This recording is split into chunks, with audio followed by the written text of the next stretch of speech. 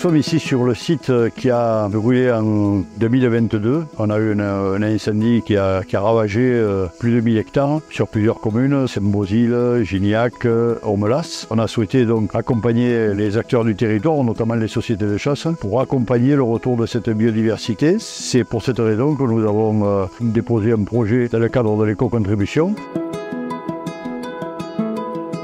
Et donc on a fait le choix d'agir en situation post-incendie, puisqu'un incendie, même si ça a des conséquences désastreuses, ça va aussi permettre de redynamiser le milieu. Et donc c'était important et primordial de se servir de cet incendie pour en fait hétérogénéiser les différents habitats et ne pas laisser à nouveau le chêne kermès coloniser la zone.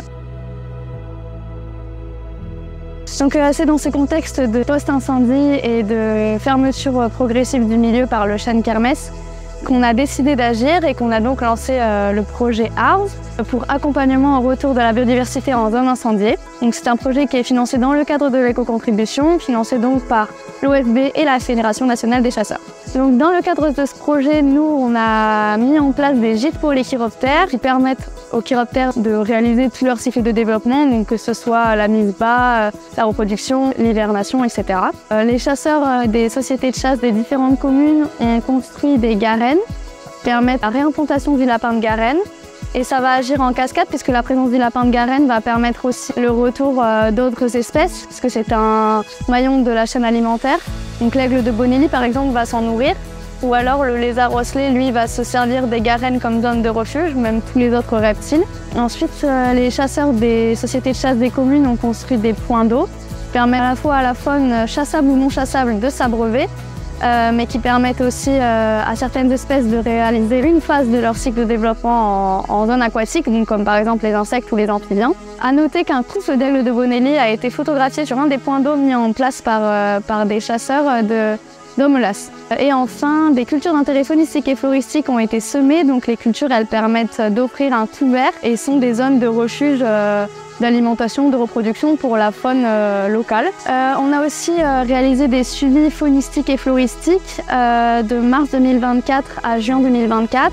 Donc les suivis faunistiques ont été réalisés par un bureau d'études. C'est un technicien de la Fédération des chasseurs de l'Hérault qui a réalisé les suivis avifaunistiques. On a aussi mis en place un suivi ICA sur le site. Donc la Fédération des chasseurs de l'Hérault a mis en place des comptages nocturnes par le biais des indices kilométriques d'abondance. L'objectif était d'apprécier le retour de la faune terrestre sur les zones incendiées. Pour cela, il a été mis en place des comptages à l'aide de projecteurs ainsi que de jumelles à vision nocturne. On constate que les espèces de mammifères terrestres qui retrouvent ces zones incendiées sont principalement le lièvre, le sanglier ainsi que le renard. Dans la continuité de ces actions, la Fédération a mis en place des suivis avifaunistiques entre les zones aménagées et les zones non aménagées. Et il en ressort que les zones aménagées sont beaucoup plus attractives pour les espèces d'oiseaux, comme notamment des espèces patrimoniales, comme la tourterelle des bois, la pie-grièche à tête rousse ou encore la forêt de pitchou.